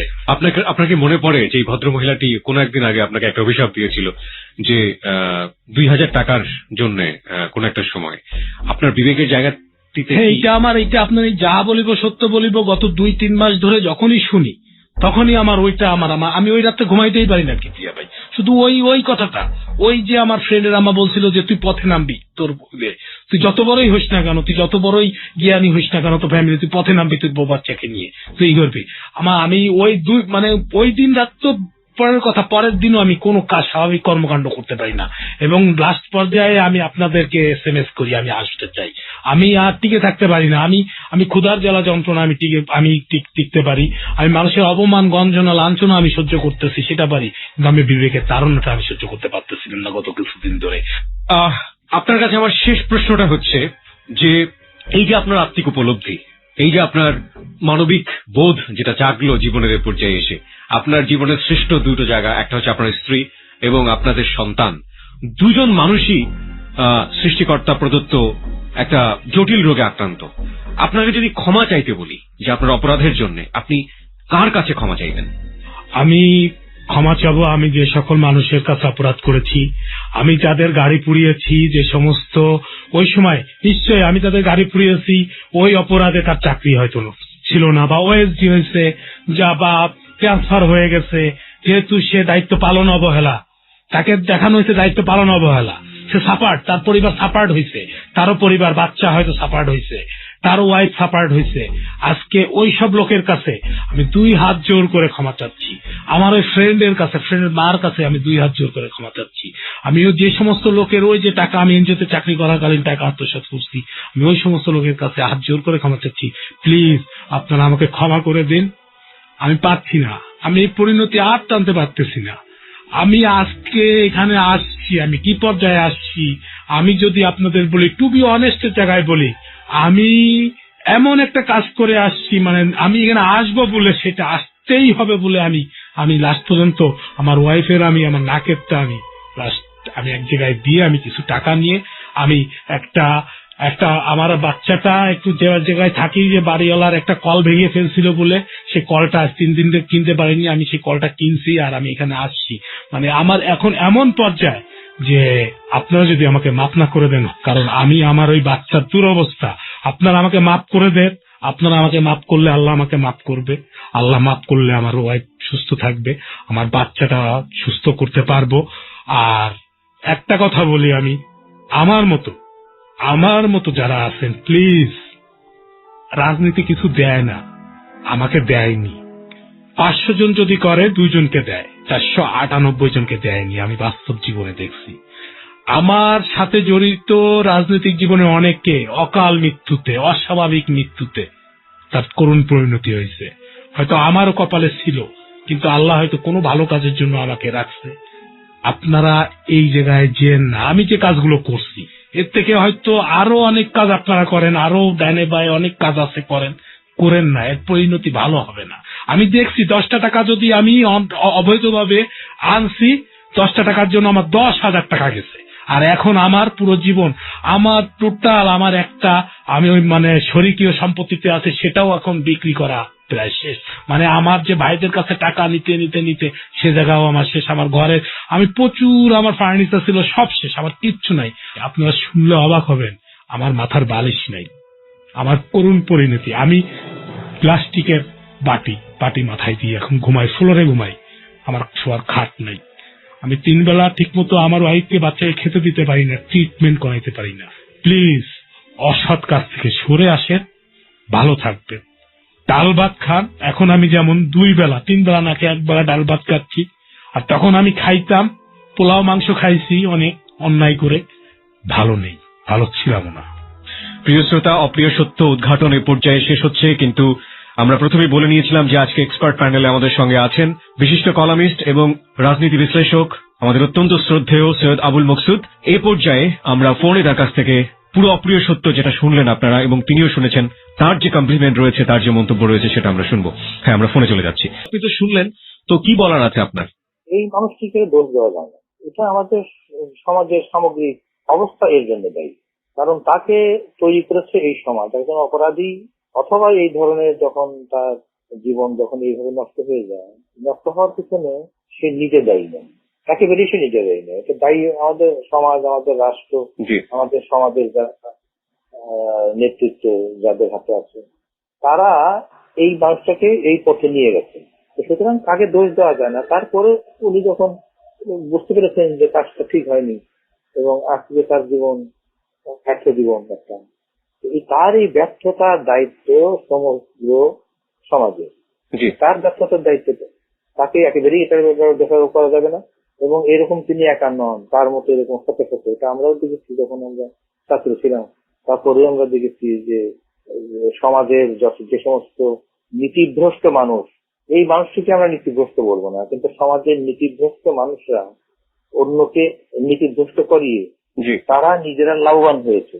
এই লোকটার ঘরে আজকে খান নাই, তার সন্তান স্ত্রী পুত্রের চিকিৎসার ব্যবস্থা করতে পারছেন না, কিন্তু তাকে ব্যবহার করে অনেকে মন্ত্রী হয়ে গেছেন। সুতরাং তাকে আমরা করতে পারি না, তাকে আমরা দিতে পারি না, বরং তাকে ধন্যবাদ দেব যে তিনি দেরিতে হলে এই বিষয়টি বুঝতে পেরেছেন। স্যার একটু যদি বলতেন যে এর মতো যারা এরকম ভবিষ্যতে, আমরা তো দেখছি জেনারেশন বাই জেনারেশন এগুলো হচ্ছে এবং একের পর এক এই নোংরা পলিটিক্সে আমাদের মতো সাধারণ মানুষ যারা আছে, মেধাবী স্টুডেন্ট যারা আছে তারা আসছে, তো তারা আজকে এই যে মিস্টার আতিক যার জীবনের অপ্রিয় সত্যগুলো শোনার পর তারা অনেকেই আজকে সচেতন হবে যে তারা কি নিজেরা নিজেদেরকে সেভ করার জন্য কিছু করতে পারে না।